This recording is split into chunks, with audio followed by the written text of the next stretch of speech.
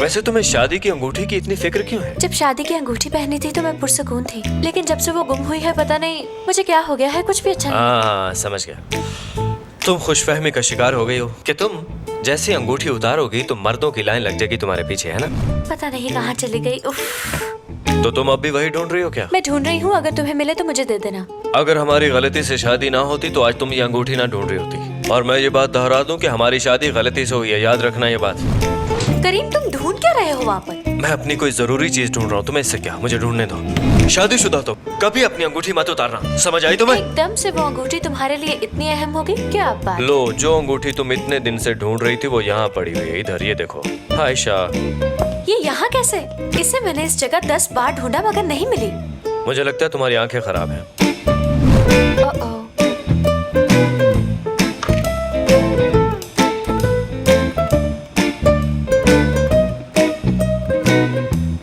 इसका मतलब उसने नहीं खरीदी?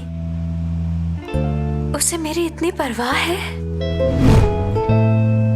लेकिन उसने मुझे बताया क्यों नहीं कि वो मुझे पसंद करता है? या शायद उसने अंगूठी इसलिए दी है कि बाबा ना देख ले और कोई मसला ना हो जाए। यही मसला होता है शादी में। अब ये मेरे लिए जहर बनती जा रही है। क्या वो सिर्फ ये सब मेरी फैमिली के सामने ड्रामा कर रही है? मगर वो मुझे पसंद तो जरूर करती है। हाँ हाँ, बिल्कुल ऐसे ही है। उसे मोहब्बत है मुझसे। क्या करूं मैं? कहीं मैं करीम से मोहब्बत तो नहीं करने लगी? कहीं ये सच तो नहीं कि मुझे प्यार हो गया है? जब निदा ने मुझे अपनी और करीम की तस्वीरें दिखाई तो मुझे बहुत जलन हुई। नहीं नहीं, मुझे जलन नहीं हो सकती। लगता है वो आ गया।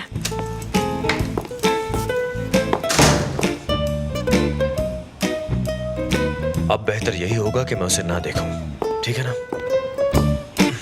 अगर वो सो भी गई होगी तो भी नहीं देखूंगा उसे। वो जब तक कमरे में ना आए मुझे चैन नहीं आता। मैं सुकून से सो नहीं पाती।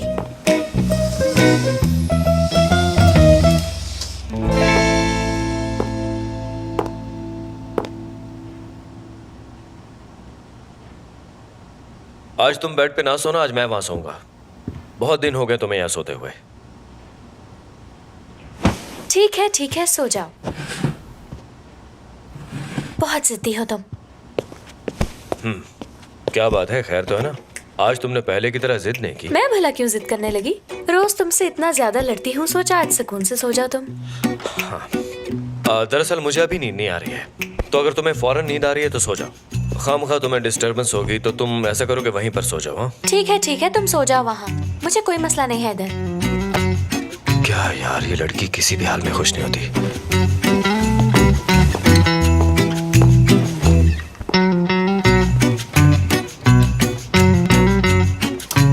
देखा, आज जल्दी आ गया। लगता है तुम्हारी वजह से। तुमने कुछ कहा क्या? आखिरकार तुम्हें कपड़े अंदर चेंज करने की आदत हो ही गई। ये आदत मुझे तुम्हारे आने से पहले भी थी। एक इंसान जो अपने कमरे में अकेला रहता है उसे पर्दा करने की क्या जरूरत? जहाँ तक मुझे याद है ये अल्फाज तुम्हारे ही थे ना? हाँ, वो तो मैं ऐसे मजाक कर रहा था। एक्चुअली तुम्हें मसला जो होता है इससे, वरना मेरी बॉडी ने तो बहुत कुछ देखा हुआ है, बहुत से शूट्स, बहुत से जाने अनजाने लोग भी। कितने कंट्रीज के बीचेस देखे हैं, क्या फ्रांस, क्या इटली। अब नया फैशन शो होने वाला है ना, पूरी दुनिया से उसमें मॉडल्स आ रही हैं खूबसूरत। फिर वही बातें।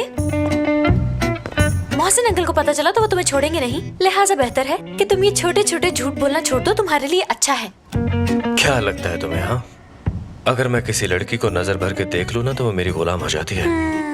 और तुम भी मेरी ये खूबी जानती हो, शायद इसीलिए मुझसे जेलस होती हो तुम। मैं क्यों जलूंगी भला? क्या तुम्हें इस बात का पता भी है कि जलना किसे कहते हैं?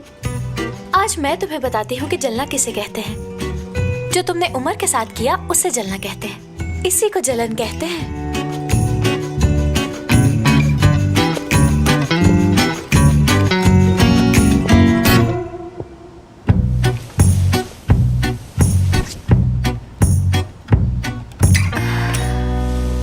करीम जरा सुनो।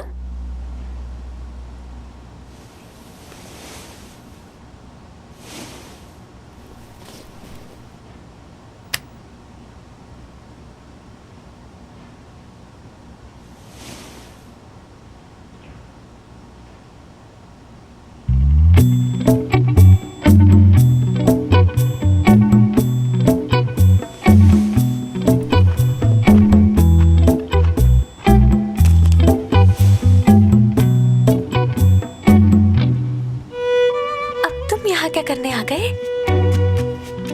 मैंने अपना इरादा बदल लिया है, वहाँ सो जाओ। अल्लाह अल्लाह, इरादा क्यों बदल दिया तुमने? कोई खास वजह नहीं इरादा बदलने की। मैं यहाँ ठीक हूँ, तुम सो जाओ। और हाँ, शब्बा खैर। मुझे पता है कि तुम्हारे दिल में क्या है, लेकिन कोई बात नहीं। Have a tight sleep.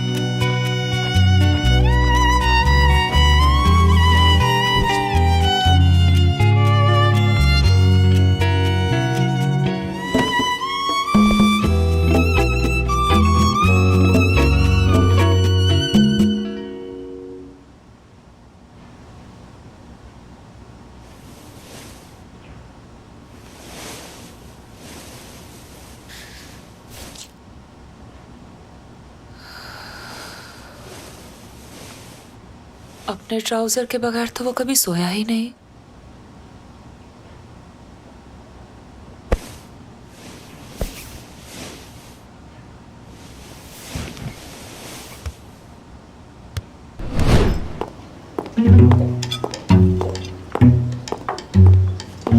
ये क्या है? खालदा मैडम, ये पेंटिंग कहाँ लगानी है? दरअसल ये पेंटिंग आयशा की है, वो बताएगी कहाँ लगानी है। मैं क्या बताऊँ मैडम, आप ही बता दीजिए। अरे आयशा, ये पेंटिंग तुम्हारी है, तुम ही बताओ। अरे बेटी, खालदा ने तो कभी किसी को कुछ समझा ही नहीं, मुझसे बेहतर कौन जानता है। तुम खुशकिस्मत हो जो तुमसे मशवरा करती। बहुत शुक्रिया अंकल। मुझे इस घर के मुताबिक बनना है, ये बात मुझ पे बिल्कुल वाज़ेह है। और ये पेंटिंग वही लगेगी जहाँ अच्छी लगे। तो फिर ऐसा करते हैं, नाश्ते से फारिग होते हैं, उसके बाद हम दोनों देख लेंगे कि इसका क्या करना है।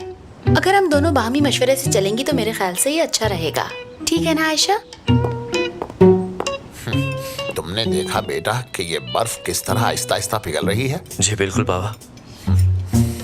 मैंने सुना रात तुम दोनों जल्दी वापस आ गए, इंसान बन रहे हो आहिस्ता आहिस्ता। जी हाँ बाबा, अब हम शादीशुदा हैं तो ऐसी वैसी हरकतें मुनासिब नहीं है ना। शाबाश बेटा, जीते रहो। Good morning. गुड मॉर्निंग बेटा। क्या समीर अभी तक नहीं जागा? बाबा, दरअसल रात हमारा झगड़ा हो गया, शायद इसीलिए वो नीचे सोए होंगे। इसका मतलब नीचे ही ख्वाबे खरगोश के मजे उड़ा रहा है वो। बेटी जरा बात सुनो। जी सर। नीचे के कमरे में समीर सोया है, उसे उठाओ और कहो कि नाश्ते की टेबल पर आ जाए। लेकिन मोहसिन साहब, समीर साहब तो नीचे वाले कमरे में भी नहीं है। मुमकिन है वो दूसरे कमरे में सोए हों। नहीं सर, वो सुबह मैं सफाई करने के लिए सब कमरों में गई थी, लेकिन समीर साहब कहीं पर भी नहीं है। हो मेरे खुदाया। बेटा, मगर तुम दोनों तो इकट्ठे आए थे ना? मगर मैं बहुत पहले निकल आया था। मगर अभी तुमने कहा कि रात तुम दोनों इकट्ठे वापस आए। बाबा, मैंने तो सोचा था कि वो मेरे पीछे खुद ब खुद आ जाएंगे, यू नो। क्या मतलब? क्या तुम दोनों भाई एक ही जगह पर नहीं थे? जी बाबा, एक ही जगह पर थे। हम काफी सारे फ्रेंड्स थे, लेकिन मैंने कहा कि अब हम शादीशुदा हैं तो हमें घर जल्दी जाना चाहिए, खास तौर पर मुझे और समीर भाई को। उन्होंने भी कहा कि ठीक है, लेकिन कहा कि थोड़ी देर में आ जाएंगे वो। मैंने उनसे कहा कि ज्यादा देर मत कीजिएगा, तो उन्होंने कहा कि कोई बात नहीं, मैं आ जाऊंगा, तुम चले जाओ। अब वो मेरे बड़े भाई हैं, ज्यादा समझदार हैं, तो मैं उन्हें फोर्स कैसे कर सकता था भला।